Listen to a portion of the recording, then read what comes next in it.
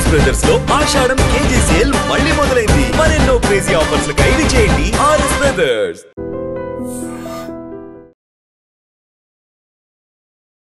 Nellore central jail నుంచి ఓ ఖైదీ తప్పించుకు పారిపోయాడు. పరారీలో ఉన్నటువంటి ఆ ఖైదీ కోసం ఇప్పుడు పోలీసులు ముమ్మరంగా గాలింపు చర్యలు కొనసాగిస్తూ ఉన్నారు.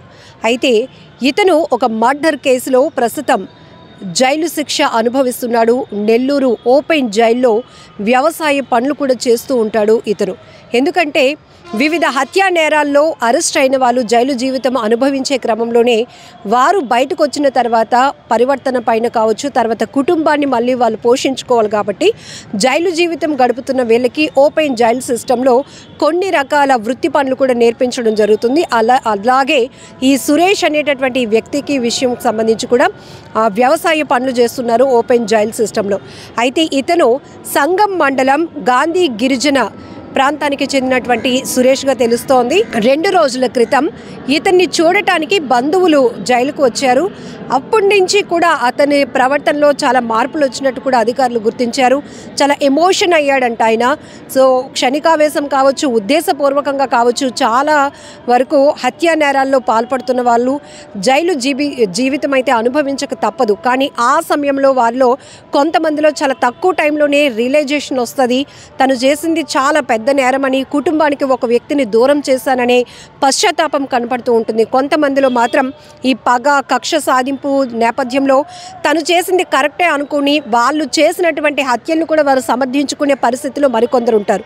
అయితే ఇక్కడ ఒక మర్డర్ కేసులో జైలు జీవితం అనుభవిస్తున్నటువంటి ఈ సురేష్ అనే వ్యక్తి ప్రస్తుతం నెల్లూరు ఓపెన్ జైల్లో ఆయన వ్యవసాయం పనులు కూడా చేస్తున్నారు.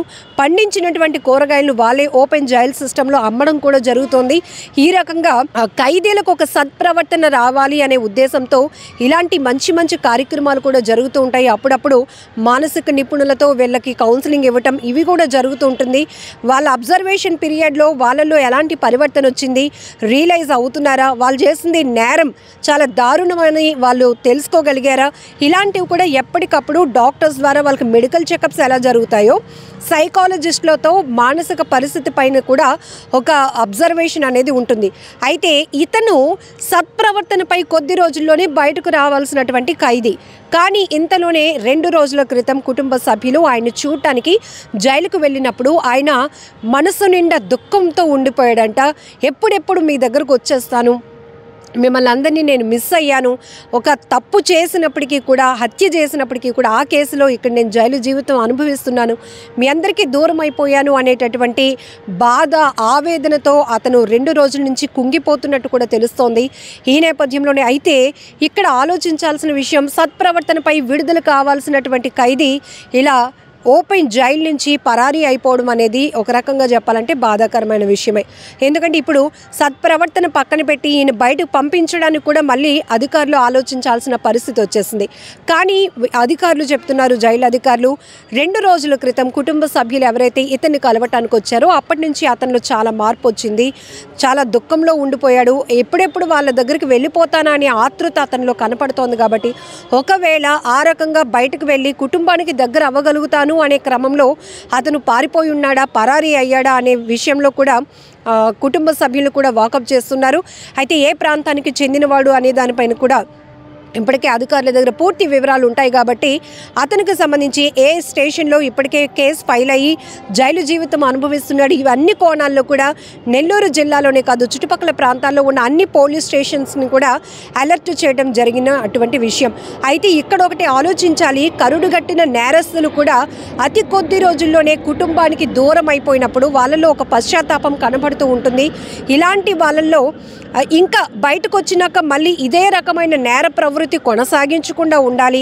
ఇలాంటి వాళ్ళ వల్ల మళ్ళీ సొసైటీకి ఎలాంటి ఇబ్బందికర వాతావరణం ఉండకూడదనే ఉద్దేశంతో రకరకాల ప్రోగ్రామ్స్ని కూడా ప్రభుత్వాలు డిజైన్ చేస్తున్నాయి. ఈవెన్ జైలులో కూడా చాలామంది టాలెంటర్స్ ఉంటారు. వాళ్ళ టాలెంట్ని గుర్తిస్తారు. చదువుకోవాలి అని ఆసక్తి ఉన్న వాళ్ళని చదివించే ప్రయత్నాలు జరుగుతూ ఉంటాయి. అక్కడికే ఫ్యాకల్టీని రప్పించడం, చదవడం ఇవి కూడా చూస్తుంటాం. పెద్దవాళ్ళు అయితే కనుక ఒకవేళ కక్షపూరితంగా, ఉద్దేశపూర్వకంగా సుపారీ తీసుకొని హత్యలు చేసే నేర ప్రవృత్తి ఉండి ఇక్కడ వాళ్ళపైన పోలీసులు కేసు ఫైల్ చేసి జైలు జీవితం అనుభవించే వాళ్ళు కూడా అతి తక్కువ టైంలో రియలైజ్ అవుతూ ఉంటారు. కుటుంబానికి దూరం అయిపోతే ఆ బాధ ఎలా ఉంటుందో తెలుసుకోగలుగుతారు. ఆ క్రమంలోనే ఇక ఇలాంటి జీవితం నాకొద్దు, నేను మారిపోవాలనుకుంటున్నాను, బయటకు వెళ్ళిన తర్వాత నాలో ఒక కరుడుగట్టిన నేరస్తుల్లా కాకుండా ఒక మంచి ప్రవర్తన కలిగినటువంటి వ్యక్తిగా నేను మళ్ళీ ఒక కొత్త వ్యక్తిగా సొసైటీలో నేను తిరగాలి, నా కుటుంబానికి నా వల్ల ఎలాంటి చెడ్డ పేరు రాకూడదు అనేటటువంటి ఆలోచన కూడా చాలామందిలో కనిపిస్తూ ఉంటుంది. ఆ రకంగానే ఈ ప్రోగ్రామింగ్స్లో కూడా వాళ్ళ ప్రవర్తనని అధికారులు ఎప్పటికప్పుడు మానిటరింగ్ చేస్తూ ఉంటారు. సో ఇలా అకేషన్ వచ్చినప్పుడు Jan 26th కానీ August 15th కానీ ఇలా అకేషన్స్ వచ్చినప్పుడు సత్ప్రవర్తన కింద వీళ్ళని విడుదల చేయడం జరుగుతుంది. ఎప్పుడెప్పుడు విడుదల అవుతారని కుటుంబ సభ్యులు, ఇంట్లో పిల్లలు, భార్య కళ్ళల్లో ఒత్తులు వేసుకొని ఎలా అయితే ఎదురు చూస్తారో వీళ్ళు కూడా 4 గోడల మధ్య ఇలా నేను ఉండిపోయాను, నేను చేసింది అతి పెద్ద తప్పు అని గ్రహించి రియలైజ్ అయ్యి పశ్చాత్తాపం చెంది ఎప్పుడెప్పుడు నేను బయటకు వెళ్తాను, కుటుంబ సభ్యుల దగ్గరికి చేరుకుంటాను అని వాళ్ళు కూడా వెయిట్ చేసే పరిస్థితి ఉంటుంది. అయితే ఇక్కడ ఈ సురేష్ అనే వ్యక్తి మర్డర్ కేసులో జైలు జీవితం అనుభవిస్తున్న వ్యక్తి కొద్ది రోజుల్లో సత్ప్రవర్తన కింద బయటకు రావాల్సినటువంటి వ్యక్తి కేవలం కుటుంబ సభ్యుల ప్రేమకు కనెక్ట్ అయిపోయాడు, వాళ్ళ ప్రేమకు లొంగిపోయి పరారైపోయాడు అనే కోణంలోనే ఇప్పుడు ఈ డిస్కషన్ అంతా నడుస్తోంది. ఏదేమైనప్పటికీ కూడా ఇప్పుడు తిరిగి మళ్ళీ అతన్ని సత్ప్రవర్తన కింద బయటకు పంపించే పరిస్థితులు కూడా ఉండవు.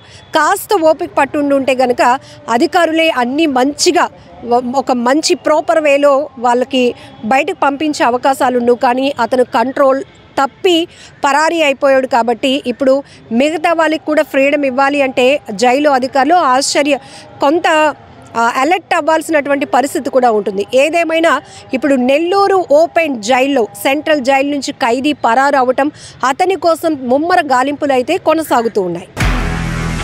నిజంగా ప్రస్తుతం ఉన్నటువంటి సమాజం దేనికి ప్రయారిటీ ఇస్తుంది? ఆర్థిక సంబంధాల చుట్టూ మాత్రమే తిరుగుతుంది. మళ్ళీ ఎన్నికలంగానే చాలా విరక్తి కలుగుతుంది. మంచి అనిపిస్తుంది కదా, లేడీస్ కూడా ఛాలెంజింగ్ జాబ్స్ చేసినప్పుడు చాలా బాగుంటది. ట్రాఫిక్ అసిస్టెంట్స్ గా నియమించిన ట్రాన్స్జెండర్స్ అందరితో సాల్యూట్ చేయించుకుంటున్నారు. ఫుడ్ డెలివరీ ఇవ్వటానికి వెళ్ళినటువంటి డెలివరీ బాయ్ అనిల్ పై కళ్ళ ముందు